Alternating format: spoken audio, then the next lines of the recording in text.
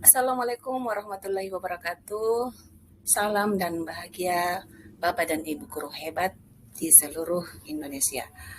Nah, pada kesempatan kali ini saya akan berbagi tentang aksi nyata pada modul Merdeka Belajar yang saya beri judul Menyebarkan Pemahaman Merdeka Belajar.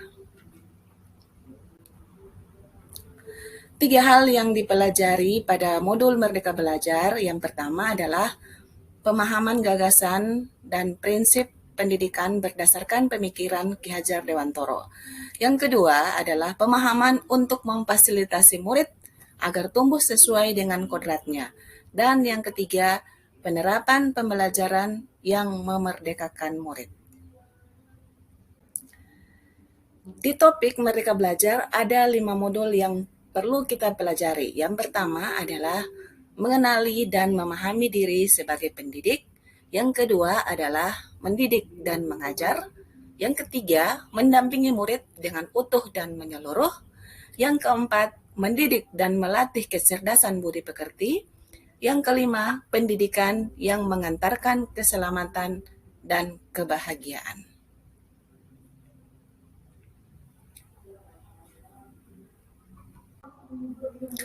Di modul yang pertama, yaitu mengenali dan memahami diri sebagai pendidik. Yang pertama, pendidik harus mengenali karakteristik dan kebutuhan muridnya. Kemudian, pendidik harus terus belajar secara mandiri. Pendidik harus bisa mengenali kekuatan dan kelemahan dirinya. Pendidik juga harus bersifat adaptif terhadap perubahan muridnya. Dan pendidik harus bisa menuntun tumbuh dan hidupnya kekuatan kodrat pada muridnya. Di modul 2, yaitu tentang mendidik dan mengajar.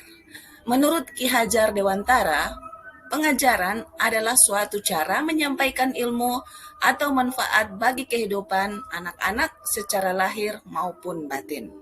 Sedangkan pendidikan adalah suatu tempat menaburkan benih-benih kebudayaan yang hidup dalam masyarakat sekaligus sebagai instrumen tumbuhnya unsur peradaban kebudayaan yang kita wariskan kepada anak cucu kita di masa depan.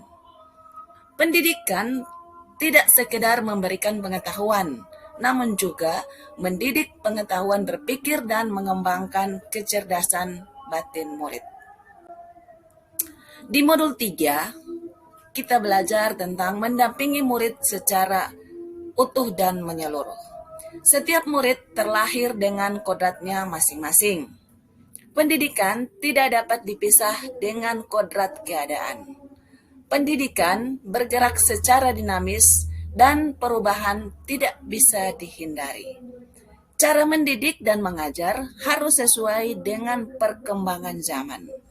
Guru dapat merancang pembelajaran yang berkelanjutan sesuai dengan asas trikon, yaitu kontinu, konvergen, dan konsentris. Modul 4 tentang mendidik dan melatih kecerdasan budi pekerti. Budi pekerti merupakan perpaduan dari cipta, rasa, dan karsa. Budi pekerti merupakan hasil bersatunya gerak pikiran, perasaan, dan kehendak sehingga menghasilkan suatu tenaga.